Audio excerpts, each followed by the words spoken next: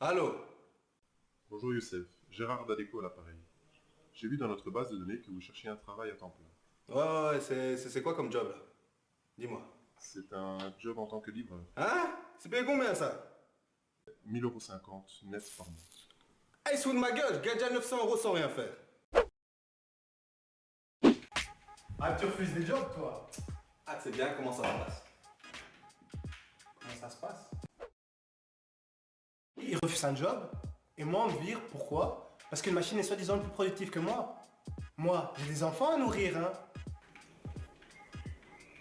Bien ou quoi les gars? Oula, c'est quoi cette tête?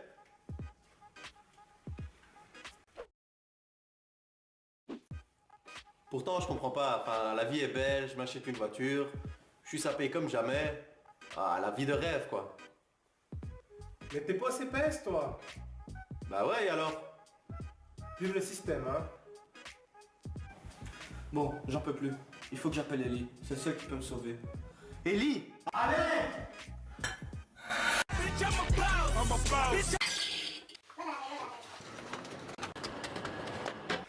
Les gars, j'ai la solution. Dès le mois prochain, il veut un revenu de base. Ah, mais calme-toi, Ellie, c'est quoi le revenu de base? Alors, le revenu de base, également appelé allocation universelle, est un revenu inconditionnel, accordé à toutes et à tous tout au long de la vie, versé périodiquement à titre individuel, accordé sans condition, sans prendre en compte l'existence d'autres revenus. Ce revenu de base permet à chaque individu de mener une vie digne en ayant de quoi subvenir aux besoins de base. Attention, il ne faut pas confondre le revenu minimum, qui est le niveau minimal de salaire que les États décident de garantir à tous leurs citoyens, et le revenu de base. Attention. Concrètement, ça veut dire quoi? Dans un cas concret, selon Vivant, le parti politique, le revenu de base mensuel devrait varier selon l'âge. Prenons les taux. De 0 à 17 ans, il sera de 135 €.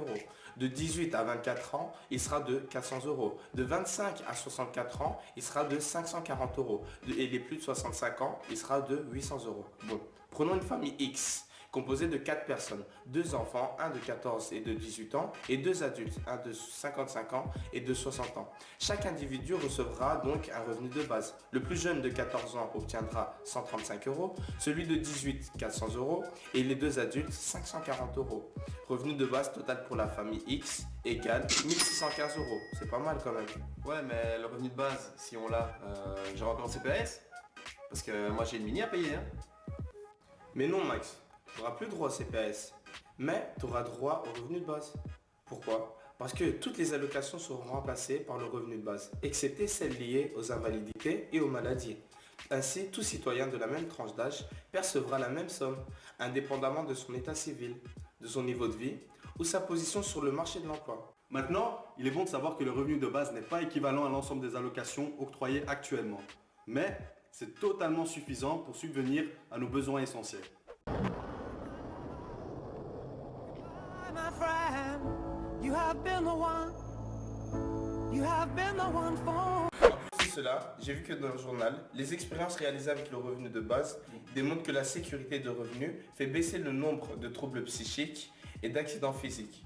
Et donc, étant donné que le revenu de base est cumulable au salaire, les travailleurs peuvent donc réduire leur temps de travail tout en gardant des rentrées mensuelles correctes. De ce fait, chaque individu peut optimiser son hygiène de vie et éviter tout accident physique et troubles psychiques, entre autres les burn-out.